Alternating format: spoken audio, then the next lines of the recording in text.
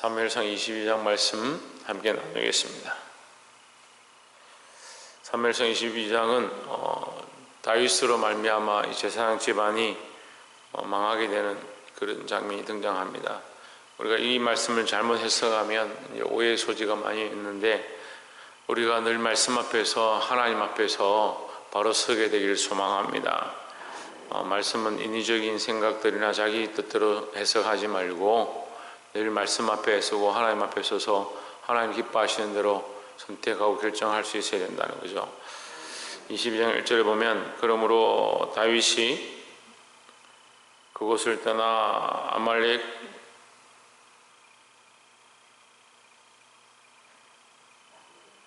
아둘람 굴로 도망하매 그 형제와 아비의 온 집이 듣고는 그리로 내려가서 그에게 이르렀고 했습니다. 다윗이 이제 블레셋에 있다가 가드에 갔다가, 이제 가드는 사실은 이게 좀 우스운 상황인데, 골리앗의 칼을 하나님께서 취하게 하셨는데, 골리앗의 칼은 그가 첫 승리를 한, 하나님께서 그에게 첫 승리를 주신 그의 믿음으로 행한 그 모습을 보고 그에게 승리를 주신 승리의 상징입니다. 그래서 아히멜렉의 집에 가서 그 골리앗의 칼을 취하죠. 그럼 첫사랑의 회복, 하나님께서 그에게 주셨던 그 승리에 대한 것들을 회고하게 하셨죠. 그런데 그는 또 두려워해서 어디로 가느냐, 블레셋 땅에 가는데 하필이면 가드 땅에 가는 겁니다. 가드 성읍에 갔습니다. 가드 사람들이 있는 곳에 갔는데, 이 가드 땅은 누구의 고향이냐? 골리앗의 고향인 거죠. 골리앗의 칼을 취했는데 골리앗의 고향에 간 거죠. 이게 참 아이러니한 장면인데, 어쨌든 거기서 나와서 아둘람 굴에 와가지고 머무르니까 2절에 보시면,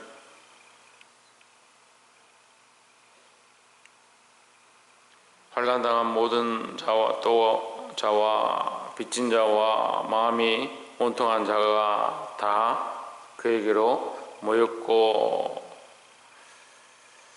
그는 그 장관이 되었는데 그와 함께한 자가 400명 가량이었더라 했습니다. 다윗의 함께 다니는 거니는 백성들의 수가 점점 많아집니다. 나중에 가면 이제 600명이 넘어가고, 나중에 이제 더 많은 숫자로 이렇게 불어나게 되는데, 어쨌거나 다윗이 가는 곳에 환난당하는 자나 억울한 자나 빚진 자나 이런 사람들이 모여왔다는 겁니다. 이 다윗의 모양은 결국 그리스도의 모양을 얘기하는 겁니다. 그래서 우리가 빚진 자나 환난당하는 자나 마음이 상한 자, 그들이 그리스도에게로 돌아오게 하는 그런 자들의 삶을, 그런 모습의 삶을 살아야 하고, 우리가 그런 중보자의 자리에 서 있어야 한다는 겁니다. 상처받은 사람들, 억울한 사람들, 속상한 사람들을 우리가 위로하고 그들이 그리스도에게로 올 수 있도록, 하나님 만날 수 있도록 그런 역할을 감당하는 저와 여러분 되기를 주의 이름으로 축원합니다. 또한 두 번째 나눌 말씀은 17절에 보시면, 왕이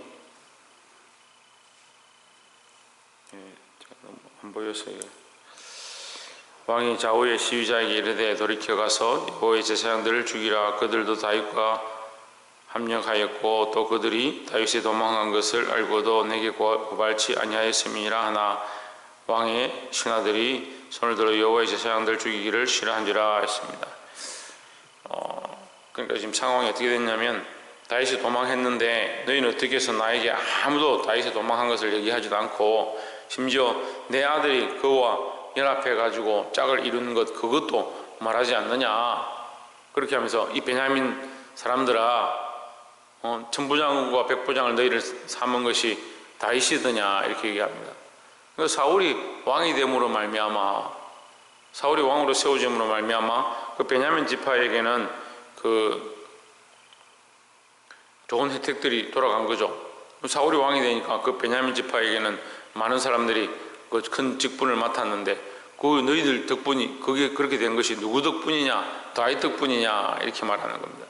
내가 너희를 왕으로, 내가 왕이 되어서 너희를 큰 직분들을 맡겼는데 너희가 어찌하여 나를 배반하고 다윗을 도왔느냐 이렇게 말합니다.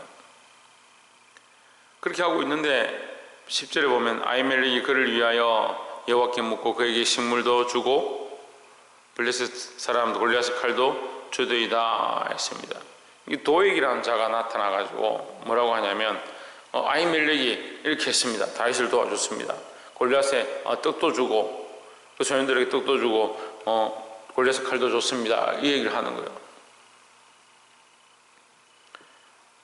할 말을 해야 되는데 이게 지혜롭지 못한 말들을 하는 거죠.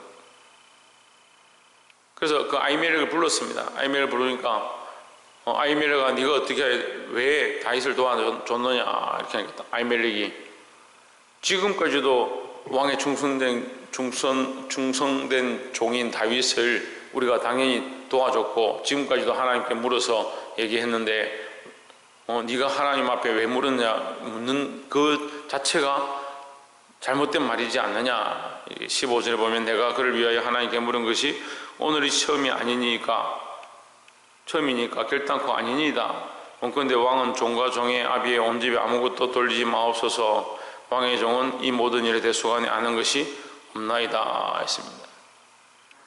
근데 이 사울이 어떻게 하냐면 네가 반드시 죽고 너희 온 집이 반드시 그리 되리라 이렇게 하면서 아히멜렉의 집안을 죽이려 하는데 17절에 지금 방금 읽었던 말씀이죠. 왕의 좌우의 시위자에게 이르되 돌이켜 가서 여호와의 제사장들을 죽이라. 그들도 다윗과 합력하였고 또 그들이 다윗이 도망한 것을 알고도 내게 고발치 아니하였음이냐 하나 왕의 신하들이 손을 들어 여호와의 제사장들을 죽이기를 싫어한지라 했습니다. 여러분 이게 우리가 중요한 일이 뭐냐면 결국 사울이 대적하고 있는 것은 하나님을 대적하게 됐습니다. 사울이 다윗을 쫓아갔고 다윗을 죽이려고 하다가 결국 누구를 죽이냐? 하나님 세우신 제사장을 죽이는 겁니다. 우리가 대적하고 싸우고 다툼이 일어날 수 있지만 조심해야 될 것은 우리가 하나님을 대적하느냐 하나님 세운 자를 대적하느냐 아니면 사람들과 다투느냐 그것을 잘 봐야 하는데 사울은 다윗을 쫓아가다가 결국 누구를 죽이냐? 제사장들 죽이는 겁니다. 하나님 세우신 종을 죽이는 거죠.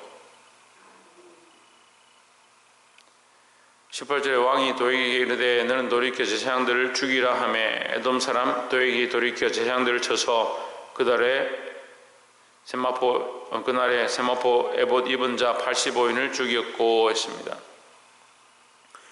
여러분 제가 말씀을 여러분에게 함께 나누고 이 말씀을 가르치지만 저는 하나님 앞에 세워진 종이고 여러분들은 양이라는 사실을 늘 잊으면 안 된다는 거죠. 그 말씀을 듣고 제가 완전하지 않다 하더라도 말씀을 듣고 그 말씀을 통해서 자라가야 하고 그 말씀을 그리스도 앞에서 바르게 걸어가야 될 줄 믿습니다. 그래서 이 제사장을 대적하게 됐다. 그래서 제사장을 죽이고 나니까 결국 하나님을 대적한 게 됐고 더 문제는 이 도액이 일어나서 그날에 85명을 죽였는데 이 85명을 죽인 이 일을 우리는 그냥 85명을 죽였다. 제사장 집안이 죽었구나. 하나님을 대적해서 죽였구나. 이렇게 볼 수 있는데 또한 하나님의 방법은 이 아히멜렉의 집안을 멸망시키는데 하나님 계획은 또 있습니다. 왜 죽였느냐? 이해가 안 되죠. 근데 이 말씀의 앞뒤 좌우를 보면 결국 엘리 제사장의 그 집안 반드시 너와 너의 그 뿌리가 다 죽을 것이다. 다 망할 것이다. 이게 증손자입니다. 하나님께서 그 예언하셨던 그에게 선포하셨던 그 말씀대로 사무엘을 통해서 말씀하셨던 그 말씀대로 이 엘리 집안의 제사장들이 다 멸망한 겁니다. 결국 하나님의 뜻은 하나님의 말씀은 이루어진다라는 거죠. 푸른 마르고 꽃은 떨어져도 하나님의 말씀은 변치 않습니다. 그러니까 우리가 하나님 앞에서 하나님을 두려워하고 하나님의 말씀을 붙잡고 똑바로 살아야 한다는 거죠.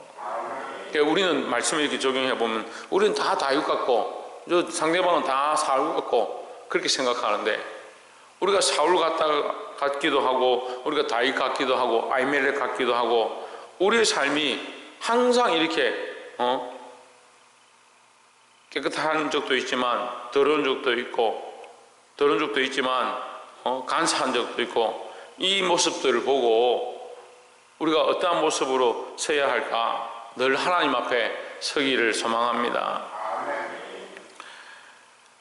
마지막 세 번째로 22절에 다윗이 아비아달에게 이르되 그날에 에돔 사람 도액이 거기 있기로 그가 반드시 사울에게 구할 줄 내가 알았노라. 내 아비 집의 모든 사람 죽은 것이 나의 영고로다 했습니다. 예, 그 85인을 죽이는데 마침 거기 있던 아비아달은 도망을 쳤습니다. 도망을 쳐서 다윗에게 와가지고 사울이 다 죽였습니다. 우리의 모든 가족을 죽였습니다. 이것을 얘기를 합니다. 다 죽였다 얘기를 하고 나니까 그 죽은 이유가 나 때문이다. 다윗이 나 때문이다. 이럽니다. 예, 한때 이 말씀을 통해 한국 교회에 큰 은혜가 있었는데 나 때문이다. 나 때문이다는 이 믿음의 고백들이 있어야 된다는 거예요. 그건 나 때문이다 생각해야 되는데 너 때문이다 생각하니까 이게 해결이 안 되는 거예요. 너 때문에 이렇게 됐고 누구 때문에 이렇게 됐고 누구 때문에 이런 문제가 생겼다 이렇게 생각하는 겁니다. 이게 다윗의 위대함이 뭐냐? 다윗의 이 일어난 모든 일을 볼 때 자기 입으로 고백하기를 나 때문이다. 이게 다윗의 회개의 모습이다라는 거죠. 나 때문이다 하지 않으면 회개할 게 없습니다. 어제도 제가 호국 보훈의 달을 맞아서 우리나라와 민족을 위한 부분에 대해서 얘기했는데 인천 상륙작전 할 때 목회자들이 초량교에 모여서 250명이 모여서 기도를 했는데 일주일 동안 기도하는데 그 기도에 본물이 터지기 시작한 게 뭐냐? 회개다 그죠? 나라와 민족을 위해서 기도하는데 그들에게서 무슨 회개할 게 있느냐? 목회자들이 뭐 회개할 게 있느냐? 계속 기도하다 보니까 하나님께서 뭘 생각나게 하셨느냐? 신사참배가 생각나게 하셨다고요. 그 일제치하에 신사참배한 그들의 그 죄, 우리 민족의 죄, 이 목회자들의 죄, 교회의 죄, 그것이 기억나서 그들이 3일 밤낮을 회개하면서 하나님께 엎드리고 그리고 인천 상륙작전이 성공했다는 거예요. 그럼 메가드 장군이 그 도착하자마자 첫 번째 대통령과 기민들을 만나서 하는 얘기가 하나님의 은혜로 이 작전이 성공했다. 철저하게 하나님 은혜다 이렇게 고백했다는 거죠. 우리가 이것을 잊어버리면 안 된다는 겁니다. 누구의 탓이냐 누구의 잘못이냐 그렇게 하기 전에 우리는 늘 하나님 앞에 두려워하고 회개할 수 있어야 된다라는 겁니다. 23절에 두려워 말고 내게 있으라. 내 생명을 찾는 자가 내 생명도 찾는 자니 내가 나와 함께 있으면 보존하리라 하니라 했습니다. 예, 말씀을 맺겠습니다. 우리가 이 세 가지 말씀을 나눴는데 다윗에게로 가난한 자와 빚진 자들과 마음이 상한 자들이 찾아왔습니다. 모여들었습니다. 우리는 세상에서 그런 사람들이 되어야 합니다. 특별히 그리스도에게로 많은 사람들이 모여와야 하고 우리는 그리스도와 같은 모양으로 중보자로 서서 많은 사람들이 하나님께로 돌아올 수 있도록 그리스도에게로 돌아올 수 있도록 그런 자의 자리에 서야 될 줄 믿습니다. 또한 두 번째는 우리가 다툼이 일어나고 대적할 수 있는데 잘못하면 사울과 다윗의 싸움에 세상인들이 죽임을 당했습니다. 이게 사울이 다윗을 쫓아가다가 결국 누구를 대적하느냐? 하나님이 기름 부어 세운 종들을 대적하고 그들을 죽이는 큰 죄를 범하는 겁니다. 우리가 하나님 앞에서 이것을 주의해야 되겠다라는 거죠. 마지막 세 번째는 다윗이 회개했다는 겁니다. 그러니까 다윗도 회개해야 하고 제사장의 집안도 회개해야 하고 사울도 회개했다면 이 문제들이 해결되었을 것입니다. 근데 이게 싸움이 일어나면요 제가 보니까 제대로 된 회개들이 잘 안 되는 거예요. 사울의 집안은 제대로 회개하지 않습니다. 사울도 몇 번 돌이킨다 하지만 제대로 돌이키지 않습니다. 이 아각을 데리고 올 때는 그 재물들과 그 아멜렉 집안에 가서 그들을 쳐서 죽이는데 보기 싫은 것, 별로 필요 없는 것, 볼품 없는 것들은 다 죽이고 나중에 아각은 살려주고 그 귀한 물건들은 들고 오는 겁니다. 그렇게 하면서 뭐라고 하냐? 우리가 하나님을 위해서 이것을 하러 가져왔다. 완전히 초점이 잘못되어 있습니다. 근데 자기는 핑계할 게 다 많은 거죠. 내가 이거 하고 저거 하고 하기 위해서 가져왔다. 근데 오늘 어떻게 합니까? 하나님 제사장들을 한 명도 남기지 않고 다 쳐 죽여버리는 겁니다. 그가 도말해야 될 것은 아말렉과 블레셋과 하나님을 대적하는 자들을 도말해야 되는데 그 명령은 따르지 않고 오히려 주의 종들을 이게 다 쳐 죽이는 겁니다.